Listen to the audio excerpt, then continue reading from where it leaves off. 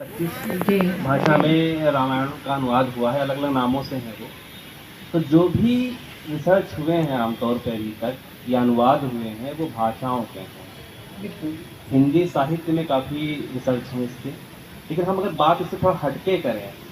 कि सामाजिक विज्ञान की बात करते हैं, सोशल साइंसेज की बात करते हैं, वहाँ की रिसर्च की स्थिति क्या है रामायण को लेकर। काफ़ी सारे स्टूडेंट हमारे हैं वो ये सोचते हैं कि हाँ इसमें क्या नए नए एस्पेक्ट हैं, क्या नए नए टॉपिक्स हैं जिन पे हम रिसर्च कर सकते हैं, क्या संभावनाएं हैं। जी जी जी देखिए, ये बहुत ही कॉन्टेम्प्रेरी रेलेवेंस है इस प्रश्न का। बहुत ही अच्छा प्रश्न है। बहुत सारे हमारे बीच ऐसे श्रोतागण हैं जो छात्र हैं, स्कॉलर्स हैं, और मुझे लगता है कि this epic is so much so seminal in its contribution to lead beyond boundaries the expectations of innovations and creativity जो इन कथाओं में हो रही है, जो रामायण के मैनिफेस्टेशंस में, इसके कैरेक्टर्स में हो रही है, वो आपको देखने को मिलता है। और चूँकि अलग अलग संस्कृतियों ने, स्पेशली जो सेशन हमारा साउथ ईस्ट एशियन कंट्रीज़ की बात करें तो कहीं कहीं पर थोड़े से अलग संवाद हमको देखने को मिलते हैं। कुछ कुछ चीज़ें जो महर्षि वाल्मीकि जी की रामायण है और बाद में जो तुलसीदास जी ने लिखी है वो हिंदी अवधि की, जो कि आम जन की भाषा बनी, जो क्योंकि संस्कृताइजेशन जो है। लेकिन अभी भी जैसे आप देखिए, जैसे अयोध्या है, विद्यालय है, विद्यालय है, आपने वशिष्ठ जी ने थाईलैंड पे लिखा हुआ है। तो मुझे लगता है कि वो जो लैंग्वेज का पर्सपेक्टिव है ना, लैंग्वेज और लिटरेचर का, भाषा और साहित्य का जो एक पर्सपेक्टिव, एक परिप्रेक्ष्य जो उसमें नज़र आता है, वो एक ऐसी चुनौतीपूर्ण जो है और साथ ही साथ बहुत ही इंटरेस्टिंग एरियाज़ भी सामने आते हैं किसी भी शोध करने वाले छात्र के लिए या स्कॉलर के लिए, जहाँ पर आप ये देख सकते हैं कि इनका जो उद्गम है, जो जैसे कैरेक्टराइजेशन जो हो रहा है, जैसे कि आप मलेशियन रामायण का वर्जन देखिए तो उसमें वो राम को the performances usually they show Lord Ram wearing green dress, हरा वो पहनते हैं। और वो तो ये इसके जो पीछे कारण है ना, वो बहुत इम्पॉर्टेंट है। और वो आपको तमाम शोध आयामों का जो है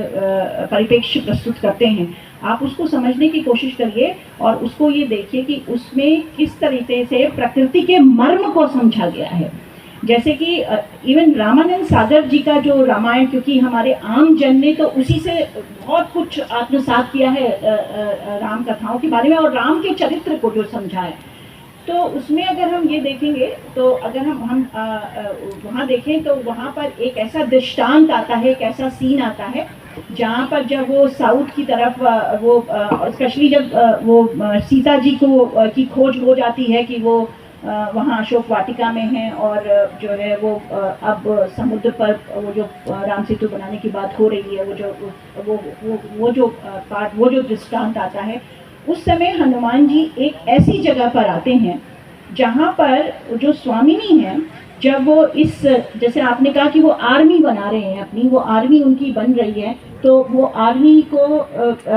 ताकत भी चाहिए, खाना भी चाहिए,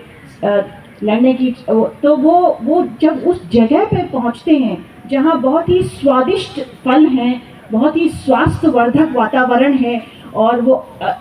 तो वो स्वामिनी जो है, वो जो रक्षक हैं वहाँ के वातावरण की, वो उनसे कहती हैं कि आप इनको छू नहीं सकते हैं, आप इनको ऐसे ग्रहण नहीं कर सकते हैं, आपको इसके लिए परमिशन लेनी पड़ेगी, आपको इसके तभी आप इसको, अगर आपने ऐसा नहीं किया तो ये सब नष्ट हो जाएगा। और ऐसा संवाद फिर बाद में आता है जब हम जो अदर वर्जन्स देखिए उसमें उनको ये बात, ब्रह्मा ने जो सृष्टि के रचयिता हैं, उन्होंने ये बात उनको कही है कि ये रक्षा करना आपका धर्म है। तो ये जो मानवीय संवाद है और जो ब्रह्मा का क्रिएशन है उस स्वामिनी के रूप में, यानी हम सबके रूप में, यह हमारा धर्म है जो ये पर्यावरण के मर्म को समझना और इसकी रक्षा करना, और जो जो बहुत सारे उसमें जो ये लॉर्ड राम के जो costumes performances which are very vibrant, very colourful, and the lot of immensities and the popularity comes from the way the characters are dressed. तो वो जो निकल के आता है वो भी बहुत सारे शोध आयामों की चर्चाओं को आपके सामने प्रस्तुत करता है, बहुत सारी चुनौतियां प्रस्तुत करता है। तो ये केवल एक स्टोरी नहीं है कि जो है हमने उनको जो ये 2200 कई जगह 2400 कपलेट्स में लिखी गई, और ये जो कांड हुआ, बाल कांड, सुंदर कांड, अरण्य कांड, और ये जो डिफरेंट कांड्स हैं, इनमें कब इंटरपोलेशंस हुए, कब इंटरप्रिटेशंस हुए, और ये जो इंटरप्रिटेशंस हो रहे हैं, ये जो इंटरप्रिटेशंस हैं, और ये जो जिसको कहते हैं सब डायलॉग्स और सब cultures that are emerging out of this entire discussion of the canons that we have in the Ramayana, वो एक बहुत बड़ी अपॉर्चुनिटी है स्कॉलर्स के लिए all over the world. And चाहे वो आप फ्रेंच क्रिटिक सिल्विन लेवी का आप स्टेटमेंट देखिए, आपको उसमें भी ये समझ में आता है कि इसमें हमें